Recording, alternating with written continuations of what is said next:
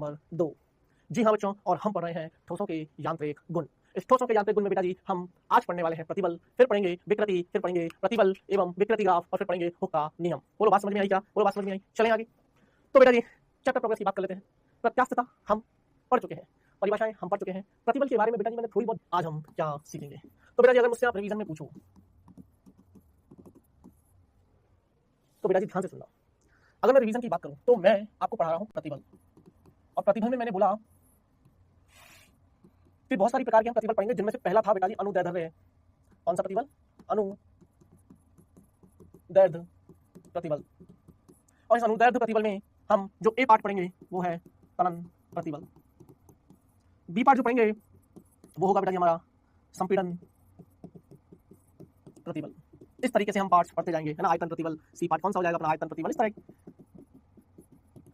है ना। अपरूपण प्रतिबल भी आता है। क्या आता है? अपरूपण प्रतिबल। अलग अलग प्रकार की वैरायटी है, हम इनको पढ़ेंगे, है ना। देखो अगर मैं आपको गिनाऊं, है ना बेटा जी, इस आयतन प्रतिबल को तुम भले चाहो तो यहाँ लिख लो, है ना, यहाँ लिख लो। इस वाले प्रकार मतलब ढेर सारे हम प्रतिबलों के बारे में बातें करेंगे, कौन किसमें आएगा भी पता चलेगा बेटा जी आपको, ठीक है। सुनिएगा कहानी को, है ना। आयतन प्रतिबल है, अपरूपण प्रतिबल वगैरह, हम सबके बारे में बातें करेंगे। तो बेटा जी प्रतिबल क्या होता है मैं आपको बता चुका हूँ। प्रतिबल क्या बेटा जी? प्रतिबल क्या होता है? प्रतिबल इसको बोलते हैं अंग्रेजी में स्ट्रेस। सिंपल चैप्टर है बहुत, मैं क्या बोल रहा हूँ, बहुत सिंपल चैप्टर है। अगर आप इसको थोड़ा सा पहले थोड़ा सा थ्योरेटिकली पढ़ लीजिए, क्योंकि सवाल करवाने में मजा तब आएगा जब आप थोड़ा सा थ्योरी पढ़ लो। प्रतिबल और विकृति, और फिर आएगा यंग प्रत्यास्थता गुणांक। जब आप यंग प्रत्यास्थता गुणांक पढ़ लोगे तब बनेंगे इस पे सवाल, तब मेरा हाथ भी खुलेगा सवाल करवाने के लिए, ठीक है। तो प्रतिबल बराबर क्या होता है बेटा जी? याद है आपको? बल बल बटे एकांक अनुप्रस्थ काट क्षेत्रफल। एकांक अनु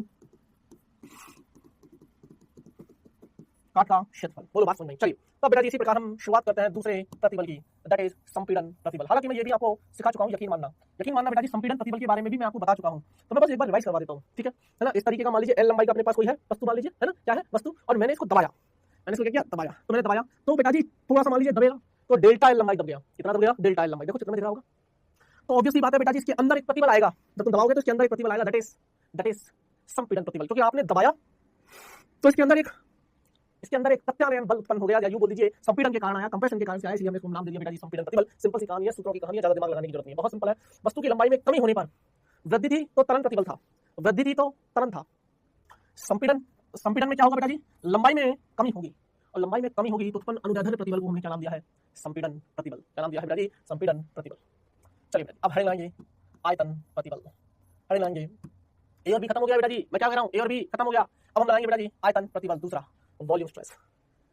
मतलब अनुदैर्ध्य प्रतिबल हो गया, अनुदैर्ध्य प्रतिबल के बाद अब लगाएंगे बेटा जी आयतन प्रतिबल। तो किसी वस्तु के प्रत्येक तल पर, कोई वस्तु है उसके प्रत्येक तल पर अगर एक समान मान के बल लगाने पर वस्तु के क्या होता है? आयतन में परिवर्तन होता है। इस आयतन में परिवर्तन का विरोध करने वाले प्रति एकांक क्षेत्रफल पर आंतरिक बल को ही आयतन प्रतिबल कहते हैं, ठीक है। बोलो बात समझ में आई? कुछ किस प्रकार से दिखता होगा बेटा जी, आपको मैं दिखाता हूँ किस प्रकार से दिखता होगा, है ना। मान लीजिए आयतन प्रतिबल को दिखा रहा हूं मैं, मान लीजिए ये मेरे पास, यह है मेरे पास, ये सब चीजें फिर से समझाऊंगा जब इनकी गणित करूंगा। अभी केवल परिभाषाएं चल रही हैं, तो ये मान लीजिए मेरे पास एक वस्तु है ना। इस वस्तु को बेटा जी मैंने सारी तरफ से मैंने क्या लगाया? एक समान बल लगाया। सारी तरफ से मैंने क्या किया? एक समान बल लगाया, है ना। सामने से भी लगा होगा, पीछे से भी लगा होगा बेटा जी, मैंने एक समान बल लगाया। तो होगा क्या बेटा जी? इसके आयतन में कमी आएगी। इसके आयतन में क्या आएगी बेटा जी? कमी आएगी। और इसके आयतन में जो कमी आएगी उसको दिखाने की कोशिश की जा रही है चित्र के माध्यम से। तो ये दबेगा, बोलो यार, थोड़ा थोड़ा अंदर चला जाएगा ना। तो ये जो आया, ये आया डेल्टा बी। क्या आया? डेल्टा बी, है ना। थोड़ा थोड़ा दिख रहा है क्या? थोड़ा थोड़ा फील आया क्या बेटा जी? मैंने कोशिश किया एक बॉक्स के अंदर एक बॉक्स बना के दिखाने की। या तो इसको ऐसे भी ले सकता है, मान लीजिए कि ये, है ना, इसको पानी से भर दे, मतलब पानी में डूबा हुआ है ये, तो चारों तरफ से क्या लगाएगा? बल लगेगा इस पर, हर तरफ से क्या लगेगा? इस पर बल लगेगा, हर तरफ से क्या लगेगा? बल लगेगा। तो ये क्या हो जाएगा बेटा जी? ये छोटा हो जाएगा। तो ये जो अंतर है बेटा जी, ये क्या चला जाएगा? Delta B. तो आपको समझ में आना चाहिए। और बाद में जब इन चित्रों को कब बनाऊंगा मैं? इन चित्रों की मुझे जरूरत पड़ेगी जब मैं स्ट्रेन निकालूंगा। क्या निकालूंगा? स्ट्रेन, विकृति निकालूंगा। तब मुझे जरूरत पड़ेगी डेल्टा बी, आयतन में विकृति, आयतन में परिवर्तन बटे कुल आयतन। कुल आयतन इसका बी है तो डेल्टा बी बाई बी करके बोल दूंगा भैया ये विकृति है। तब इन चित्रों को फिर से बनाऊंगा। अभी के लिए केवल प्रतिबल की परिभाषा दिमाग में रखना। प्रतिबल उन्होंने जो डिफाइन किया है वो डिफाइन किया है भैया जी कि प्रति एकांक क्षेत्रफल पर जो आंतरिक बल है। अब जैसे तुमने इसको दबाया तो ऑब्वियसली बात है बेटा जी इस पर ये बल आएगा, है ना। आंतरिक बल जो है क्या है? आंतरिक बल, इसी को हमने आयतन प्रतिबल कहा है। लेकिन कब? आयतन में परिवर्तन का, ये जो परिवर्तन हुआ है ना आयतन में, इस परिवर्तन का विरोध करेगा। विरोध करने के लिए ये बल लगाएगा आंतरिक बल। इसी आंतरिक बल को प्रति एकांक क्षेत्रफल से भाग दे दीजिए तो जो तेरी प्रतिबल आएगी वो आएगी आयतन प्रतिबल। सिंपल है, परिभाषाओं का खेल है। फ्री में तो बहुत डिटेल में आपको सिखा देता हूं। तीसरी चीज अपरूपण। तीसरी चीज क्या है बेटा जी? तीसरी चीज क्या है सर? अपरूपण प्रतिबल, कैसे दोगे अपरूपण प्रतिबल को? जब बेटा जी अपरूपण, इसको बोलते हैं shear stress, share SHEAR, shear stress. क्या नाम दिया है बेटा जी, है ना, यहाँ लिख दो, अपरूपण प्रतिबल, अपरूपण प्रतिबल जिसको हम बोलते हैं बेटा जी शेयर, शेयर स्ट्रेस। यार ये स्ट्रेस कैसे आता है बेटा जी, सुन, है ना, टेंजेंशियली फोर्स लगाएंगे तो कहानी समझ में आती है। टेंजेंशियली मतलब स्पर्श रेखीय, जब प्रतिबल वस्तु की सतह के समांतर या स्पर्शी होता है तो अपरूपण प्रतिबल आता है। मतलब जैसे मान लीजिए मेरे पास एक कॉपी ले ले, एक AI किताब ले ले, किताब हाथ में रखो सब बच्चे, या अपनी जो भी नोटबुक आप पढ़ रहे हो उस नोटबुक को हाथ में रखो, ऐसे करो, जरा सब बच्चे ने ऐसे रखा हाथ में, ऐसे रखा, और ऊपर वाले पे हाथ, अब ऊपर वाले पन्ने पे हाथ रख लो, जो भी कवर है उसका, उसके हाथ रख लो, और ऐसे रगड़ उसको, ऐसे रगड़, तो वैसे टेढ़ा हो जाएगा, कॉपी क्या हो जाएगी तेरी, टेढ़ी हो जाएगी, कॉपी क्या हो जाएगी, टेढ़ी हो जाएगी। समझ में आ रहा है क्या? थोड़ा थोड़ा फील आया क्या? अरे बोलो यार, फील आया क्या बेटा जी? जैसे तुमने ये रखा और मैंने इस पे स्पर्श रेखीय रूप से बल लगाया तो टेढ़ी हो जाएगी, क्या हो जाएगी, टेढ़ी। ये कैसे दिखता होगा मैं आपको थोड़ा सा दिखाने की कोशिश करता हूँ, अगर मेरे पास होगा तो। हाँ, इस तरीके से दिख रहा है, समझ में आया क्या? ऐसे टेढ़ा हो जाएगा ना, अब ऐसे टेढ़ा हो जाएगा, बात समझ में आ रही है क्या? कुछ इस तरीके की कहानी है, लेकिन ये सब कहानी जब मैं विकृति पढ़ाऊंगा तब समझाऊंगा। अभी के लिए अपरूपण की, अभी के लिए अपरूपण प्रतिबल की परिभाषा समझ ले। जब प्रतिबल जो होता है वो वस्तु के समांतर या स्पर्श रेखीय रूप से लगता है तो इस प्रकार की जो प्रतिबल होंगे उनको हमने नाम दिया है अपरूपण प्रतिबल। इसके कारण वस्तु की आकृति में परिवर्तन या ऐठ गई है वस्तु ना, ऐसे जैसे मरोड़ दे, ऐठ गई है वस्तु ना, पहले सीधी थी अब टेढ़ी हो गई है, ऐठ नहीं, इसको बोलते हैं ऐठन उत्पन्न होता है, परंतु उसके आयतन में परिवर्तन नहीं होगा, वस्तु के आयतन में परिवर्तन नहीं होगा। क्लियर? तो इस प्रकार की जो प्रतिबल होंगे बेटा जी, इस प्रकार के प्रतिबल को हम बोलेंगे अपरूपण प्रतिबल। पहले बताओ बात समझ में आई क्या? क्लियर है? समझ में आया? तो बेटा जी एक और प्रतिबल बताता हूं, भंजन प्रतिबल, जिसको बोलते हैं ब्रेकिंग स्ट्रेस। क्या बोलते हैं बेटा जी इसको? Breaking stress. नाम से ही समझ में आ रहा है बेटा जी, ब्रेकिंग मतलब तोड़ना, भंजन आज के बाद समझना, भंजन जैसे मान लीजिए, ध्यान से सुनना, मान लीजिए कि कोई इंसान बोलता है, मैं थोड़ा सा इसको देसी एग्जांपल से समझाता हूं। कोई बच्चा आके बोलता, गुरुजी मैं नहीं डरता आपसे, अरे जाओ मैं किसी से नहीं डरता, लेकिन यकीन मानना उसकी भी एक लिमिट होगी। एक वक्त के बाद, एक ऐसे डर के बाद वो डरने लगेगा। जैसे मान लीजिए उसने बोला कि गुरुजी मैं किसी से नहीं डरता, मैंने कहा इधर आ, मैंने 2 थप्पड़ मारे, नहीं पहले दुनिया ने उसको 2 थप्पड़ मारे उसे बोला मैं नहीं डर रहा, 4 मारे, 6 मारे, 10 मारे, 20 मारे, नहीं डर रहा वो, तो यार उसकी ब्रेकिंग अच्छी है, उसकी सामर्थ्य अच्छी है, उसकी क्षमता अच्छी है डरने की, नहीं डरने की क्षमता अच्छी है, नहीं डर रहा। मैंने कहा ऐसे नहीं मानेगा ये। फिर मैंने तेरे को अलग अलग तरीके से टॉर्चर करना चालू किया। मैंने तेरे को बोला ना, जैसे पुलिस वाले बोलते हैं ना, अरे हम तो तेरे से सच निकलवा लेंगे, जैसे आर्मी वाले जो होते हैं बेटा जी, जो आतंकवादियों को पकड़ते हैं उनसे सच निकलवाने के लिए कभी-कभी उस तरीके के बोलते हैं ना, कि जैसे टीवी में दिखाते हैं ना बेटा जी, कितना तरीके से मारते वो सच वाली दिखाता, मत मारो मेरे को, मैं तो गोली दूंगा, उसकी भी लिमिट होती है। तब तक वो बोलता था नहीं कितना भी मार ले, नहीं टूटूंगा। तो वो उसकी सामर्थ्यता है एक्चुअली, ऐसी वस्तुओं की सामर्थ्यता होती है।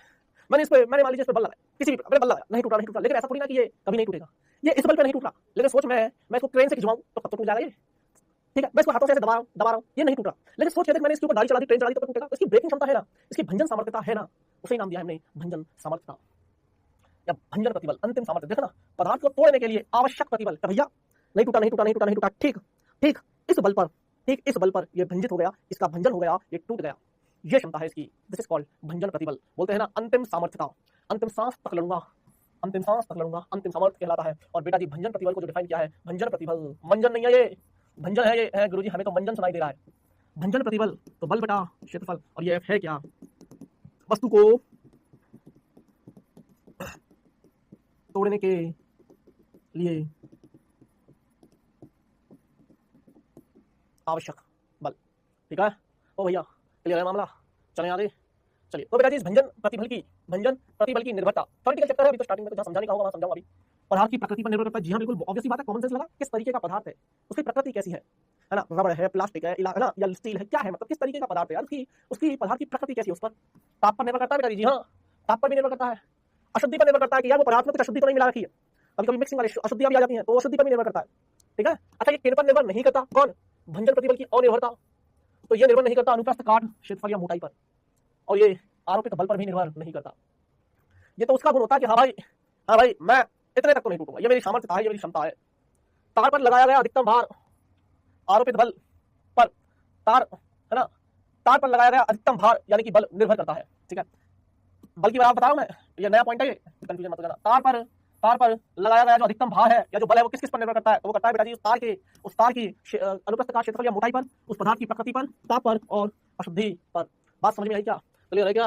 अरे बोल दे बेटा, बोल दे, चलो दिमाग में रखना, ठीक है? सिंपल से पॉइंट, जैसे ताप है, अशुद्धियां है ना, या उसकी प्रकृति पर तो समझ में आ रहा है भैया, कौन से मटेरियल का पदार्थ बना हुआ है, कैसी उसकी प्रकृति, उस हिसाब से उनके भंजन सामर्थ्यता होगी या उनकी भंजन सामर्थ्य होगी। क्लियर है? यानी कि भंजन प्रतिबल ये हो गया बेटा जी प्रतिबल यानी कि स्ट्रेस। अब अगली हेडिंग लाएंगे बेटा जी विकृति, यहाँ से थोड़ी सी मैथमेटिक्स चालू हो जाती है ना, दैट इज स्ट्रेन,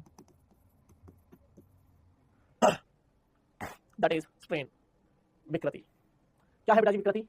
विकृति का मतलब होता है वस्तु के विन्यास में परिवर्तन बटे वस्तु का प्रारंभिक विन्यास, बहुत सिंपल। विकृति, स्ट्रेन, स्ट्रेस पढ़ा दिया मैंने आपको स्ट्रेस पढ़ा दिया, अब मैं आपको स्ट्रेन पढ़ा रहा हूं। और स्ट्रेन को कैसे डिफाइन किया गया है बेटा जी? स्ट्रेन को डिफाइन किया गया है वस्तु के विन्यास विन्यास में परिवर्तन बटे वस्तु का मूल विन्यास। लाइक अभी समझाऊंगा आपको, ये सूत्र दिमाग में रखना बस मेरे कहने पर अभी तो। लाइक अब इसमें भी अलग अलग प्रकार की आएगी। और सबसे पहले बेटा जी विकृति कितने प्रकार की होती है? विकृति 3 प्रकार की होती है। विकृति 3 प्रकार की होती है और विकृति का जो प्रकार होता है वो उसकी आरोपित बल की दिशा पर निर्भर करता है। तो बेटा जी बल किस प्रकार से लगाया गया है, उसकी दिशा क्या है, उसी प्रकार से फिर मैंने अलग अलग विकृतियों के नाम डाला है। दिशा के आधार पर मैंने विकृति को बांटा है, दिशा के आधार पर। जैसे पहला बेटा जी सबसे पहले मैंने बांटा है अनुदैर्ध्य विकृति। क्या है ये? ये अनुदैर्ध्य विकृति। जैसे मैंने अनुदैर्ध्य प्रतिबल था ना, उसमें भी बेटा जी त्वरण प्रतिबल था। अब मुझे ध्यान से सुनना बेटा जी, मेरे पास एक क्षण है, ध्यान से सुनना पूरी कहानी को ध्यान से सुनना। नहीं मजा नहीं आया। मेरे पास एक क्षण है ना, ध्यान से सुनना। और बेटा जी मैंने क्या किया है, ये क्षण, ठीक है? बोलो, मेरे पास ये क्षण है और मैंने क्या किया है बेटा जी? मैंने क्या किया है बेटा जी? इस पे एक वजन लटका दिया। प्रारंभ में इसकी लंबाई कितनी थी? गुरुजी प्रारंभ में इसकी लंबाई L ले लो। क्या ले लो? L। जब मैं इसको पे वजन लटका दूंगा तो ऑब्वियस सी बात है सर, इसकी लंबाई थोड़ी बहुत बदलेगी। तो इसकी विन्यास में परिवर्तन आया कि नहीं आया? ऑब्वियस सी बात है, जब उसमें कुछ ना कुछ भार लटका हुआ तो बेटा जी mg के कारण से इस पर कुछ ना कुछ वो आएगा। अरे बोलो यार, बेटा जी तेरे लिए तो सिखा रहा हूँ और तू ही नहीं बोल रहा। मान लीजिए मैंने वजन लगा रखा है ना, तो बेटा जी इस वजन के कारण से, इसके वेट mg के कारण से इसकी लंबाई डेल्टा L परिवर्तित, तो इसका विन्यास परिवर्तित हुआ और इसकी मूल लंबाई यानी कि मूल विन्यास इसका L है और लंबाई में परिवर्तन केवल डेल्टा L है। तो इसकी नई लंबाई कितनी हो जाएगी सर? नई लंबाई हो जाएगी L डैश, और L डैश का मान हो जाएगा L plus delta L dash minus L बराबर डेल्टा L। तो लंबाई में परिवर्तन आज की बात याद रखना, L डैश माइनस L। पहले बता बात समझ में आएगा? कहानी क्लियर है बेटा जी? सीखते रहिएगा, सुनते रहिएगा, कोई दिक्कत नहीं आएगी, ये बात पक्की है। हाँ चलो, तो बेटा जब ये आ गया सर हमें लंबाई में, तो हमें स्ट्रेन निकालना है। विकृति का सूत्र उन्होंने क्या बताया है? उसकी विन्यास में परिवर्तन। ये परिवर्तन नहीं हुआ है, परिवर्तन हुआ है डेल्टा L का। अगर डेल्टा L तो डेल्टा L बाय मूल विन्यास। उसकी लंबाई कितनी थी प्रारंभ में? L। विन्यास का मतलब यहाँ पर या तो लंबाई बदलो या उसका आयतन में कुछ परिवर्तन कर रहे हो तो आयतन में बदलो, या उसका कुछ ऐठना कर रहे हो, उसको मरोड़ रहे हो तो कुछ थीटा बीटा के बारे में बातें करेंगे। अभी के लिए हमने लंबाई में परिवर्तन किया तो याद है बेटा जी विकृति हो गई delta L bye L।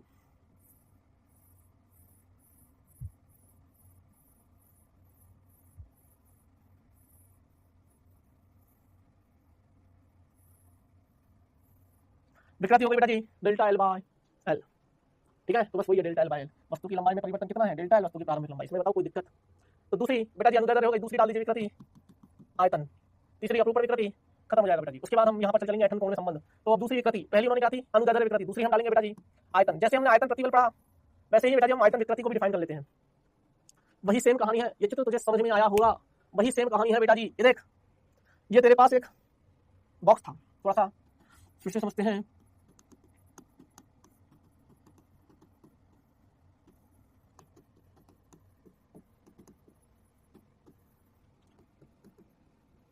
Volume stress, फिर से समझते हैं बेटा जी। वॉल्यूम स्ट्रेस क्या होगा? वॉल्यूम स्ट्रेस बता सकते हो सर? चित्र बनाते हैं पहले, आइए बढ़िया से चित्र बनाएंगे ताकि थोड़ा सा फील आए। कोई जल्दी नहीं है बेटा जी, बहुत छोटा सा चैप्टर है, आराम से भी पढ़ लेंगे तो भी कोई दिक्कत नहीं है, बस तुझे समझ में आना चाहिए, यही टारगेट है मेरा।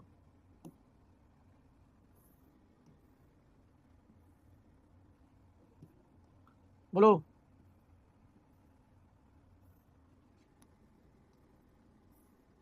क्लियर?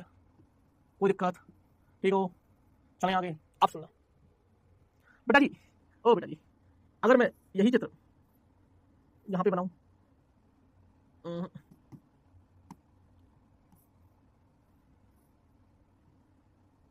मजा नहीं आया।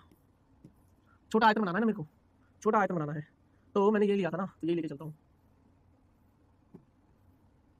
अब ठीक है, अब बनेगा मस्त, है ना?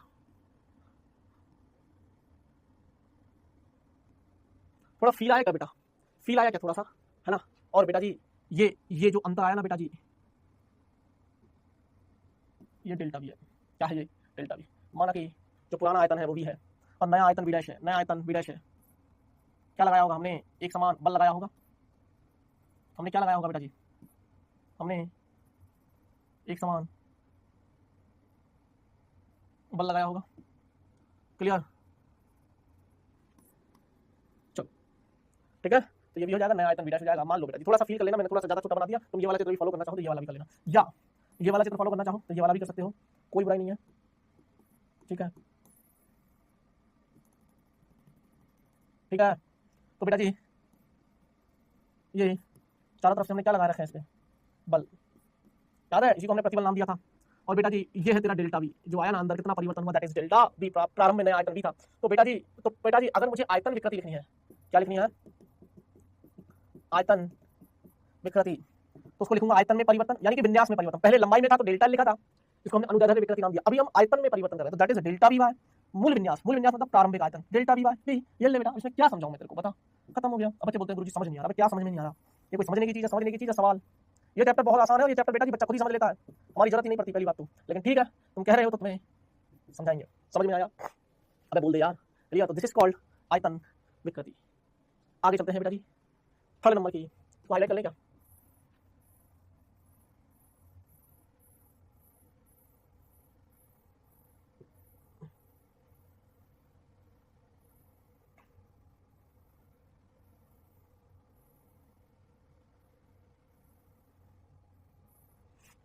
तीसरा हेडिंग लाएंगे अपरूपण विकृति। तीसरा हेडिंग शेयर स्ट्रेन। इसको थोड़ा समझना, ये है समझने वाला, शेयर स्ट्रेन।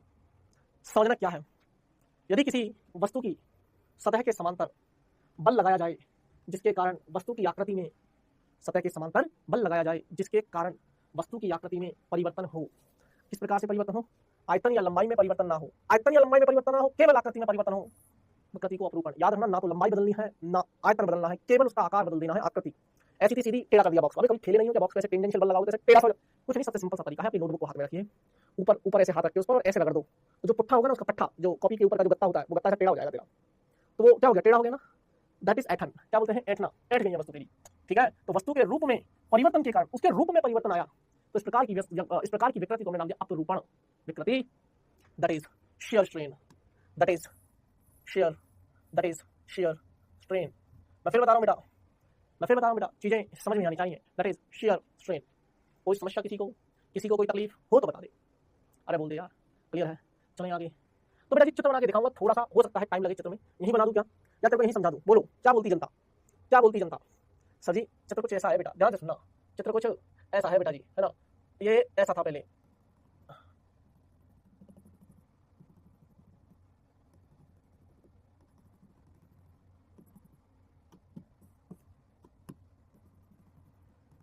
ठीक है ना।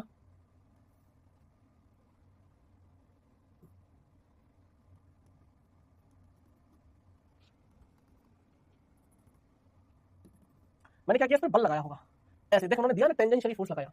तो बेटा जी ये जो सारा गेम है ना, ये कहाँ सरक गया होगा, सर ये सारा गेम ना यहाँ सरक गया होगा। ध्यान से सुनना बेटा जी, ध्यान से सुनना, है ना, ध्यान से सुनना,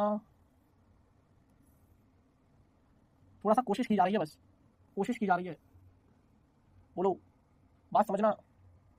अरे बोलो बेटा, है ना, या इधर थोड़ा सा इधर ही रखते, मैंने ज़्यादा टेढ़ा कर दिया ये, है ना, हाँ अभी ठीक है।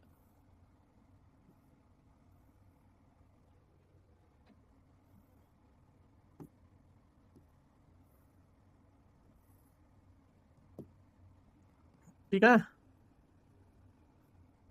थोड़ा फील आया या नहीं आया, ईमानदारी से बता देना। सर मुझे तो आया, थोड़ा सा बेटा सरकाया है मैंने इसको, कितना सरका, सोच तूने बल लगाया, अब चित्र बन चुका है, ध्यान से सुनना, क्या लंबाई रही होगी बेटा भुजाओं की, ये तुझे समझना है, इसलिए मैंने चित्र बनाया, मैंने मेहनत की है तेरे लिए इतनी। क्या लंबाई रही होगी भुजाओं की, एल, आराम से समझो, कोई जल्दी नहीं है, चैप्टर को आराम से करेंगे। एल क्या है लंबाई, एल। अच्छा बेटा जी ये कितना मुड़ गया होगा, जब तूने मरोड़ा होगा इसको, ऐठा कितना ऐठ गया, ये 5 ऐठ गया, कितना ऐठ गया 5, बोलो। और बेटा जी कितनी लंबाई आगे सरक गया होगा, एल डैश, या एल ले लो, एल डैश नहीं, एल ले लो, स्मॉल एल, कितनी, स्मॉल एल, कैपिटल एल हमने लंबाई ले ली, बोलो यार, अब यही तो है तेरा स्मॉल एल, या तो यहाँ से देख ले, बोलो यार क्या है ये, स्मॉल एल, बोलो क्या है ये, स्मॉल एल। और ये क्या है बेटा जी, ये है हमारा ए, ध्यान से सुनना, ये है बी, ये है सी, ये है डी। तो बी डैश, ए डैश और बी डैश कहाँ गया, तो गुरु जी ये हो जाएगा ए डैश, और गुरु जी ये हो जाएगा बी डैश, और ये सी और ये डी। कब आया ये, जब हमने इस पर स्पर्श रेखीय बल लगाया, क्या लगाया, स्पर्श रेखीय रूप से हमने कोई फोर्स एफ लगाया। तो जाहिर सी बात है बेटा जी, इसमें यही प्रतिबल तो है। तो इस प्रकार का जो स्ट्रेन आएगा, दैट इज अपरूपण स्ट्रेन, अपरूपण विकृति। पहले बता, बात समझ में आई, मैं चित्र बना देता हूँ इसलिए ताकि तुझे खुद से फील आ जाए। बेटा जी मैं चित्र बना रहा हूँ खुद से, ताकि तुझे, ये बच्चों से चित्र बनता नहीं है, इसलिए मैंने बनाया है। गुरु जी आप चित्र क्यों बना रहे हो जब चित्र तो बना हुआ है? तो बेटा जी ये समझ में नहीं आता तुझे, इसलिए करके हाथों से दिखा दिया। अब तुझे लगेगा अरे गुरुजी से बन गया तो हमसे भी बन जाएगा। बात तो समझ में आई। अगर बेटा ये फाई है तो ये भी तो फाई होगा। अरे वो एक ही चीज है, एक ही चीज है, ये भी एल ही है, एक ही चीज है, एक ही साइड की पढ़ने। तो जितना एलियन सरका उतना आगे एलियन सर गया। तो ना तो तूने लंबाई में परिवर्तन किया, लंबाई अभी भी उतनी है, ए ना ही तूने इसकी आयतन में परिवर्तन किया, बस इसकी आकृति थोड़ी सी टेढ़ी कर दी। तो इस प्रकार की जो विकृति उत्पन्न होगी उसको हमने नाम दिया है बेटा जी क्या? शेयर स्ट्रेन, दैट इज अपरूपण विकृति। तो अगर मैं बोलूं, अब देखना त्रिभुज बनाता हूं बेटा, ये त्रिभुज बन गया। कौन सा त्रिभुज? ध्यान से सुनना, ये डी बिंदु है, अब ये डी बिंदु है, ये ए डैश है, अरे बोलो यार, ये ए है, ये है बेटा जी एल, ये है capital L, and this is angle phi, ये वाला त्रिभुज, ये वाला त्रिभुज। तो बेटा जी त्रिभुज में अगर मैं tan फाई निकालूं तो थीटा समकोण के सामने वाला कर्ण, थीटा के सामने वाला लंब, और बेटा जी ये कौन? आधार। तो tan थीटा क्या होता है? लंब बटे आधार, small L by capital L, small L by capital L. यहाँ फाई क्या है? फाई बहुत छोटा है, तो tan फाई को फाई लिख सकता हूँ। जब फाई यानी कि थीटा, फाई मतलब कोण, क्या है बेटा जी? बहुत छोटा है, तो भैया जी tan फाई को क्या लिख सकता हूँ?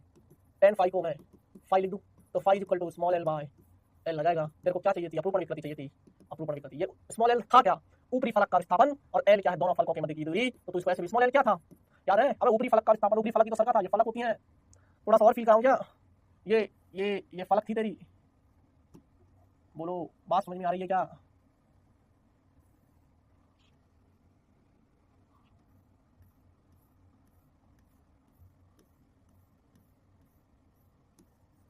यह है तेरी ऊपरी फलक। अब बोलो दोनों फलकों के मध्य की, बस ऊपरी और निचली फलक बना देता हूँ ताकि तो हर चीज क्लियर हो जाएगी इसमें।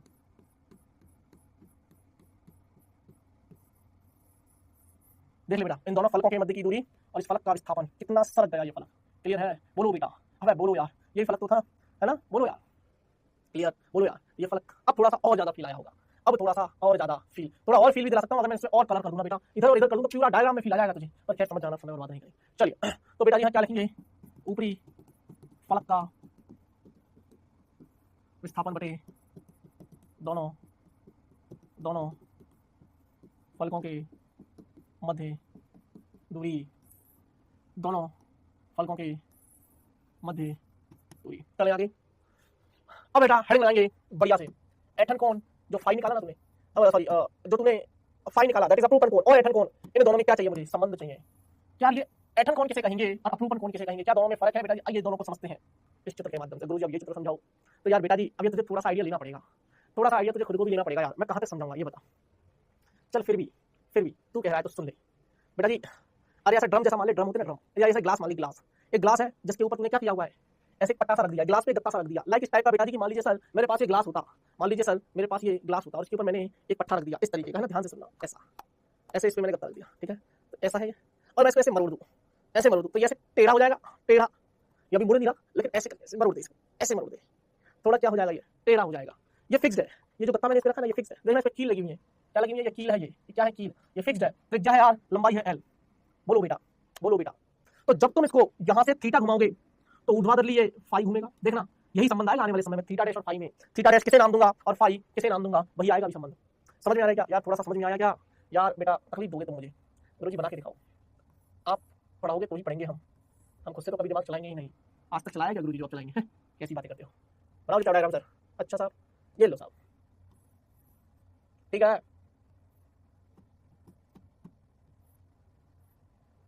फील नहीं आया, थोड़ा सा वहां जाना चाहिए, टाइम लगेगा बच्चे। ओ बच्चे सुन ले जल्दी सुन ले, ठीक है? जल्दी जल्दी करना। ये है, बोल बात समझ में आई? और ये फिक्स्ड है, ये क्या है? फिक्स्ड है, इसकी त्रिज्या है आर। क्या है इसकी त्रिज्या? आर। और लंबाई कितनी है इसकी लंबाई कितनी है? Small L. मैं तेरे को चित्र बना के दिखा रहा हूँ इसलिए ताकि तुझे समझ आए। ये वाला भाग ले लेते हैं सर, बी है, ठीक है? अब बेटा जी जब तुमने इसको ऐसे ऐसे ऐसे पकड़ के ऐसे घुमाया तो ये ऐसे टेढ़ा हो गया, जैसे मालूम मैं हूं, अब तुम मुझे ऐसे घुमा दो तो मेरे पैर तो अभी भी वही है पर मैं ऊपर से मुड़ गया, मैं तो समझ आएगा। तो ये मान लीजिए मैं ऐसे घूम गया तो कितना ऐठा नीचे, कितना? थीटा, और ऊर्ध्वाधर के साथ यही कोण मेजर करेगा तो उसको हमने नाम क्या दिया? फाई। समझ रहा है क्या यार? अब समझ रहा है क्या? अब समझ रहा है क्या? ये एंगल है तेरा थीटा। बोलो कहानी कितनी क्लियर है क्या? कहानी क्लियर है क्या?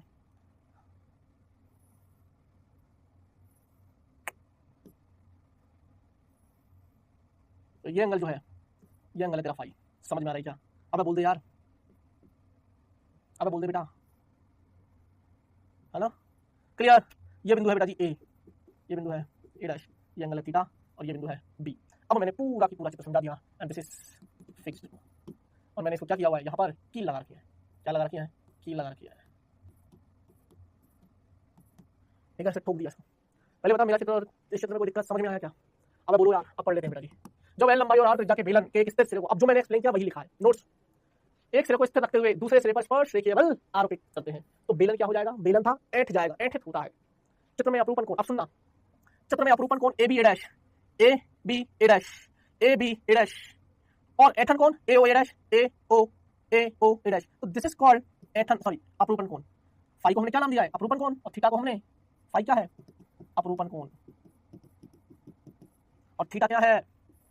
थीटा है तेरा ऐंठन कोण। और इन दोनों में मुझे क्या चाहिए? ऐंठन कोण। थोड़ा सा तुझे फील आना चाहिए यार बेटा जी, मैं तो पढ़ा ही रहा हूँ। खैर, अपरूपण कोण है ना फाई, और ऐंठन कोण थीटा। हमें एक्चुअली में अपरूपण कोण और ऐंठन कोण में मध्य संबंध चाहिए, यही कहानी है बस। ठीक है, तो बेटा ए डैश, ए डैश, ये क्या हो जाएगी? त्रिज्या कितनी है? त्रिज्या तो आर है ना इसकी, तो चाप की लंबाई कोण इंटू त्रिज्या आर थीटा। तो बेटा जी ये कितनी हो जाएगी? ये सर ये, अब ये वाली लंबाई, ये वाली लंबाई कितनी हो जाएगी? R theta. कितनी हो जाएगी? R theta. और चाप की लंबाई, और चाप ए डैश एल फाई। अगर मुझे यही लिखना होगा बेटा जी चाप, तो ये रहा ए, सॉरी एल और फाई, एल और फाई, ये रहा चाप। तो ये एल लंबाई और फाई, जैसे ये है, और कितना घुमा दिया? फाई। तो बेटा जी चाप ए डैश कितना आ जाएगा? एक ए डैश तो आया, एक ए डैश तो आया, ध्यान से सुनिएगा। ए डैश कितना आया? R theta. और ए डैश को ये हम लिख सकते हैं दूसरी तरफ से एल फाई, दोनों आपस में बराबर है। समीकरण नंबर 1, समीकरण नंबर 2, दोनों को बराबर कर दे। आर थीटा बराबर एल फाई डैश। तो ये किसका माना जाएगा? फाई का। फाई बराबर आ जाएगा आर बटे एल थीटा। कभी भी पूछ लें बेटा जी, तो उससे कुछ भी पूछ लें, ऐंठन कौन पूछे, अपरूपण कौन पूछे, सूत्र है तेरे पास। मैं फिर बता रहा हूँ, सूत्र को दिमाग में रखना अगर सवाल करना चाहता है तो। अब अगर सवाल करने के मकसद से आया है तो फिर जैसा मैं कह रहा हूँ वैसा करना, और अगर नहीं, थीटा क्या है? ऐंठन कोण, और फाई क्या है? अपरूपण कोण। पहले बता, बात समझ में आई क्या?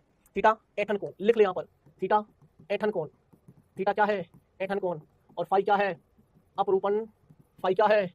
अपरूपण कोण। पहले बताओ, बात समझ में आई? क्लियर है कहानी? सेट है मामला? बोलो बोलो बेटा, चले आगे। तो बेटा जी जब इतना समझ में आ गया तो अब हम प्रतिबल और विकृति का ग्राफ पढ़ेंगे। क्या पढ़ेंगे? प्रतिबल विकृति ग्राफ।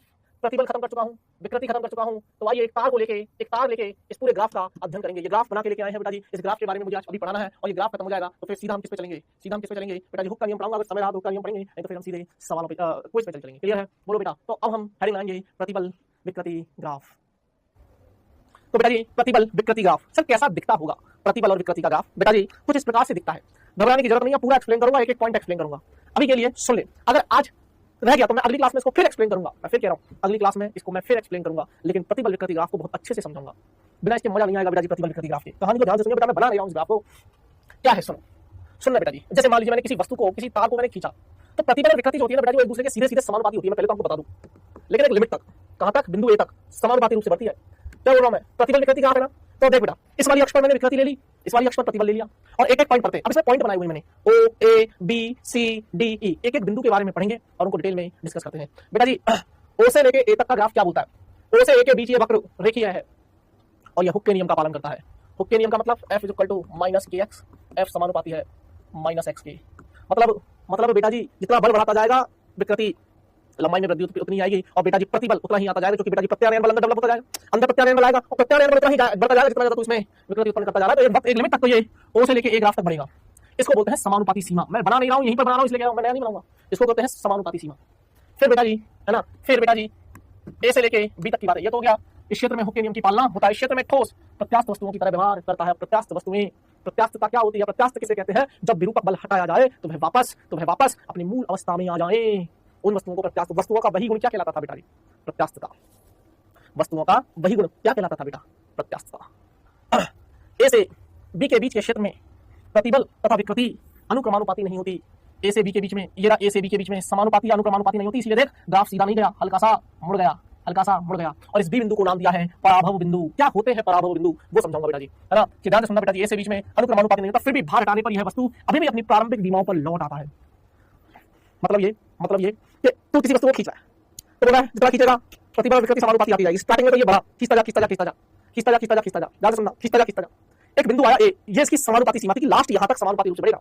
अब इसके बाद अगर तुमने और बल लगाया तो ये ये समानुपाती रूप से नहीं, फिर ये ए से बी तक कोई दूसरे समानुपाती नहीं है, लेकिन अभी भी ये बोल रहा है कि मैं अभी भी अपनी लिमिट में ही हूं, अभी भी मैं वापस से जा सकता हूं अपनी पुरानी बीमाओं में। क्लियर? फिर बेटा जी है ना, बोला ना भार हटाने पर, फिर बेटा बिंदु बी जो कहलाती है वो क्या कहलाती है? प्रत्यास्थ सीमा या पराभव बिंदु। तो बेटा जी ये बिंदु बी क्या कहलाता है? पराभव बिंदु या प्रत्यास्थ सीमा। अब इसकी सीमा आ गई प्रत्यास्थ सीमा। अब अगर तुमने और ज्यादा इसको खींचा तो इसकी प्रत्यास्थता खत्म हो जाएगी, यानी कि अब ये वापस आने की कगार पे नहीं होगा, ये वापस नहीं आएगा जब तुम विरूपक बल हटाओगे। समझ में आ रहा है क्या? बोलो। यदि भार को और बढ़ा दे तो प्रतिबल में थोड़े से अंतर के लिए भी विकृति तेजी से बढ़ती है, और वेट बढ़ा दे और भार बढ़ा दे तो थोड़ा सा बेटा जी प्रतिबल के कारण विकृति बहुत तेजी से बढ़ती है। विकृति बहुत तेजी से बढ़ती है। ठीक है, बोलो बेटा जी। बिंदु बी और डी के बीच के क्षेत्र में प्रारंभिक अवस्था को पुनः प्राप्त नहीं करता। इस स्थिति में जब प्रतिबल शून्य हो जाए तब भी विकृति शून्य नहीं होती। अगर तू प्रतिबल हटा भी ले, यानी कि बल हटा ले, तो प्रतिबल जीरो, तो भी बेटा जी वो विकृति शून्य नहीं होगी, वो जैसा है फैला है तो फैला रहेगा। जैसे रबर को एक लिमिट तक खींच, एक रबर को लिमिट तक खींच, प्रत्यास्थ सीमा तक खींच, रबर बोलेगा छोड़ेगा मैं वापस आ जाऊंगा, रबर बोलेगा मैं छोड़ेगा मैं वापस आ जाऊंगा, लेकिन मुझे इतना भी मत खींच देना कि मैं वापस ही ना पाऊं। उसी की स्टेज की कहानियां बताई जा रही है ये। ठीक है, तो पदार्थ में अब स्थायी विरूपण हो जाता है, स्थायी रूप से विरूपण हो जाता है। बिंदु बी के बाद यह क्षेत्र इलास्टिक क्षेत्र कहलाता है। बिंदु बी से पहले इलास्टिक, बिंदु बी के बाद इलास्टिक। कहा है भैया जी, बी के पहले ये इलास्टिसिटी है, इसमें यहां तक कुछ भी करो वापस आ जाएगा, यहां के बाद कर दिया तो प्लास्टिक को प्राप्त हो जाएगा परमानेंट। तेरा विरूपक बल हटाने पर भी है वस्तु वापस अपनी मूल अवस्थाओं में, मूल बीमाओं में नहीं आ पाएगी। बात समझ में आई? और डी को त्वरण सामर्थ्य कहते हैं। बिंदु के आगे प्रत्यावर्तित बल हटाने पर भी अतिरिक्त विकृति उत्पन्न होती है और बिंदु ए पर विभंजन हो जाता है, टूटने भी लग जाता है। किस बिंदु पर विभंजन होगा? बिंदु ई पर। और ये बिंदु ई जो है वो विभंजन है। डी पर तो इसकी भंजन सामर्थ्य आ जाती है। डी बिंदु पर इसकी भंजन सामर्थ्य आ जाती है। बस अब इसके बाद मत तोड़ना, मैं कभी भी टूट जाऊंगा। ठीक है, बोलो बेटा जी। बोला ना उन्होंने बिंदु डी के बारे में त्वरण सामर्थ्य कहते हैं। इस बिंदु के आगे, अगर तुम इस बिंदु के आगे और भी करोगे तो बल हटा लेने पर भी अतिरिक्त विकृति उत्पन्न होगी और फिर बिंदु ई पर आकर टूट जाएगा, विभंजन हो जाएगा। कुछ इस तरीके से होता है प्रतिबल विकृति का ग्राफ। प्रतिबल विकृति का ग्राफ ये रहा। ठीक है, बोलो बेटा, जब ये सब चीजें मैं एक बार फिर से एक्सप्लेन करूंगा अगली क्लास में, यकीन मानना बेटा जी, अगली क्लास में मैं फिर से समझाऊंगा। अभी हुक का नियम भी समझाऊंगा। अभी तो बेटा जी सवालों पे चलते हैं क्योंकि क्विज का समय हो चला है। पहला सवाल ये रहा, एक एल लंबाई के तार पर अनुदैर्ध्य प्रतिबल आरोपित करने पर इसकी लंबाई में स्मॉल एल वृद्धि होती है, तो प्रतिबल किसके समानुपाती है?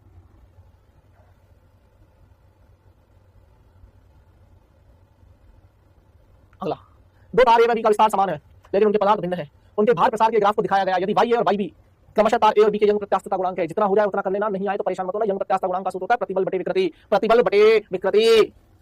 समझ में आ रहा है क्या?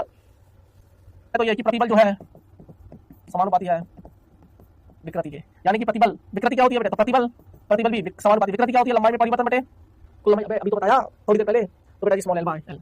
अगला बेटा जी देख, ये भार है, तू भार ज्यादा बढ़ा रहा है लेकिन प्रसार कम हो रहा है।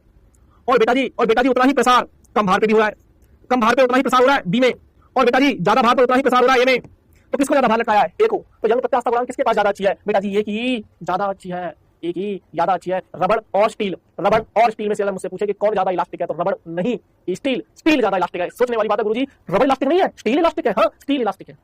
और ये सारी कहानियां, सारे राज खुलेंगे तेरी अगली क्लास में, यकीन मानना। प्योर मैथमेटिक्स के साथ बताऊंगा। अभी के लिए तो बेटा जी Y A is greater than Y B. Y है यंग प्रत्यास्थता गुणांक। ये खत्म हुआ। इस पर हम एक बार और डिस्कस करेंगे। चलिए बेटा जी, तो आज हमने